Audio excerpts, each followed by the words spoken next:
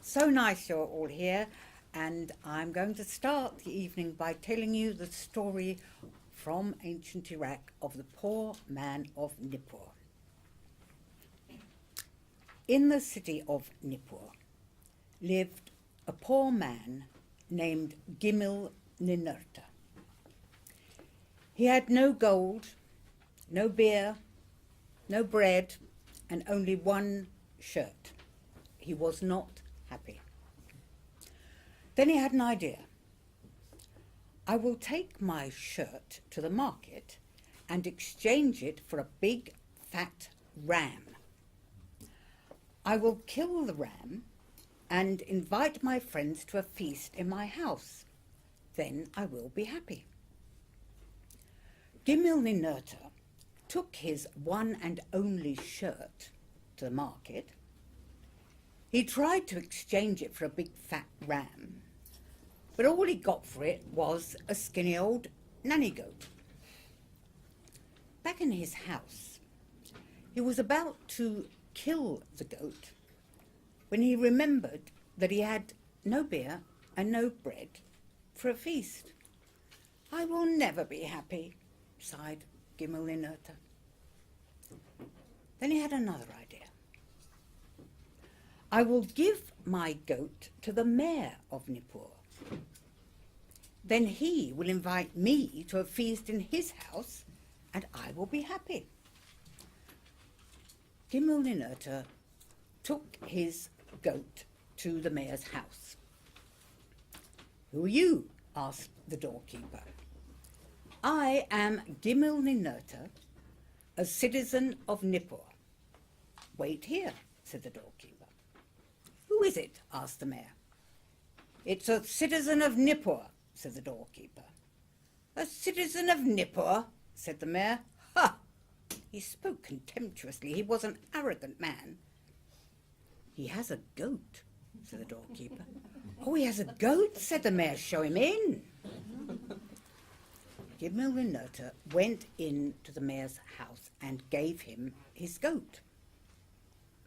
The mayor gave the goat to his servants.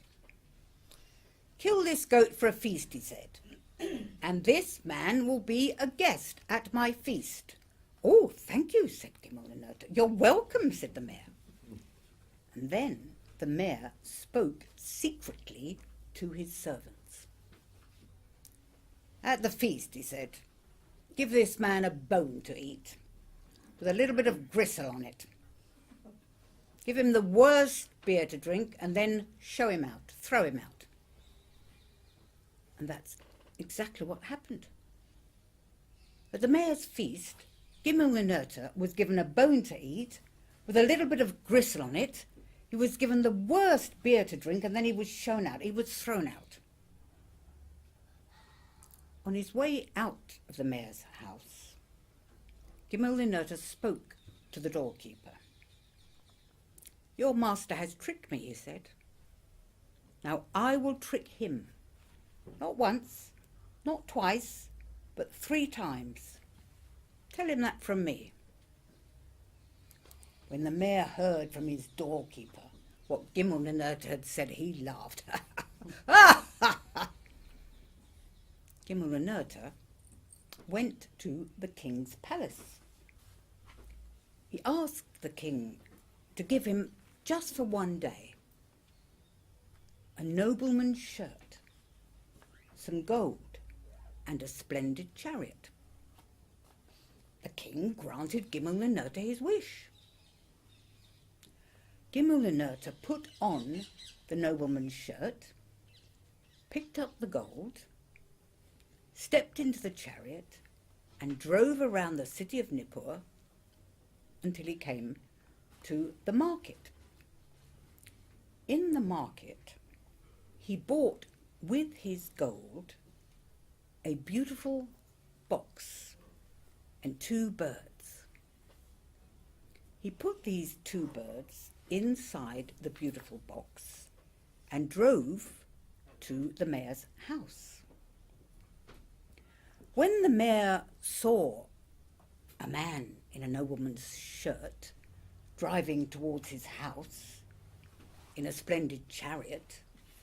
He went out to welcome him. "My lord," he said, "you are welcome. Please come into my house." Now the mayor didn't realise that the man in the nobleman's shirt was Gimel-Ninurta. Gimel-Ninurta spoke to the mayor. "I have this beautiful box with me, and inside it is the king's gold. It's a gift for Enlil, the great Dingir of Nippur. Will this gold be safe in your house?" "Of course," said the mayor. "Bring it in. Please, be a guest at my feast." Gimel-Ninurta was a guest at the mayor's feast with a beautiful box in full view. He ate the best meat, drank the best beer, and he kept the mayor talking until he fell asleep.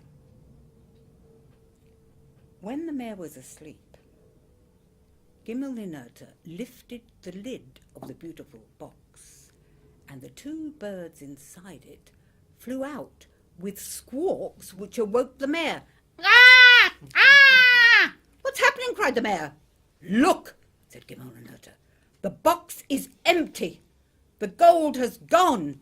You told me the gold would be safe in your house, but now the gold is gone and I am undone." Pretending to panic, Gimel-Ninurta ripped his nobleman's shirt to shreds. Then he knocked down the mayor and beat him from head to toe until he was black and blue all over, covered in bruises. "Don't kill me," cried the mayor. "I am protected by Enlil, the great Dingir of Nippur. You must not have my blood on your hands. And you," said Gimel-Ninurta, "you must replace the king's gold, which was a gift to Enlil, the great Dingir of Nippur. It was the king's gold, so you must replace it not once, but twice over." "Of course," said the mayor. "And you, sir, must accept from me not one but 2 new noblemen's shirts." And that's what happened. On his way out of the mayor's house, Gimel-Ninurta spoke to the doorkeeper. "Your master," he said, "has tricked me. Now I will trick him. And I have tricked him. I've tricked him once, and I'm going to trick him 3 times. Tell him that from me." This was the first of 3 tricks. When the mayor heard from his doorkeeper what Gimel-Ninurta had said, this time he was silent and glum, because his body was aching all over with bruises. Gimel-Ninurta went from the mayor's house to the barber shop, and he had his hair shaved in the style of a doctor from the city of Isin. He picked up a clay pot, filled it with water, and went to the mayor's house. Now the doorkeeper didn't realise that this was Gimel-Ninurta in disguise. "Who are you?" he asked.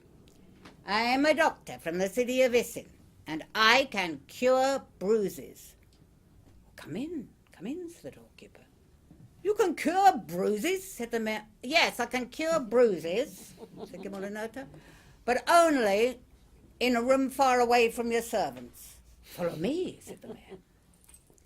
He led Gimel-Ninurta to a room far away from his servants. And this room, it had a hard earth floor, and the only light in it came from a little fire. "Lie down," said Gimel-Ninurta. "Lie down if you want my cure for your bruises." Well, the mayor lay down on the hard earth floor. Gimel-Ninurta hammered 5 pegs into the hard earth floor, and he tied to these pegs the mayor's head and his 2 hands and his 2 feet. And then he threw the water from the clay pot onto the little fire, and the room was suddenly in total darkness. Gimel-Ninurta beat the mayor from head to toe until he was covered in bruises. And then he smiled. And on his way out of the mayor's house, he said to the doorkeeper, "Your master tricked me. Now I've tricked him, not once but twice, and there is a third trick to come.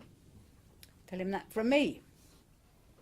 Now when the mayor heard from his doorkeeper what Gimel-Ninurta had said, he was very nervous, and so was Gimel-Ninurta. Gimel-Ninurta went now to the market, and he looked around at the faces of the men in the crowd until he found someone he trusted. He showed this man one of the 2 new nobleman's shirts that he'd got. And he said to the man, "If I give you this, will you do something for me?" "Do what?" said the man. "Stand outside the mayor's house, shout, 'I am the man with the goat,' and run away." "Sure," said the man. They went together to the mayor's house, and Gimel-Ninurta hid under a nearby bridge with his ears pricked up like an alert dog. The man from the market stood outside the mayor's house. He shouted, "I am the man with the goat." Then he ran away. All the mayor's servants came out of the house and chased the man who was running away.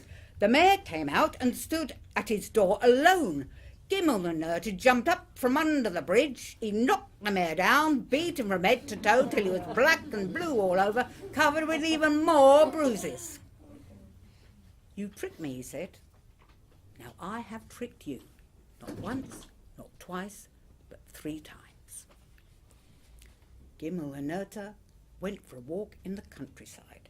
He was now a happy man. But that's not the end of the story, because the mayor of Nippur went for a walk in the city, and he was now a humble man, because he had been tricked not once, not twice, but 3 times by a poor citizen of Nippur named Gimel-Ninurta.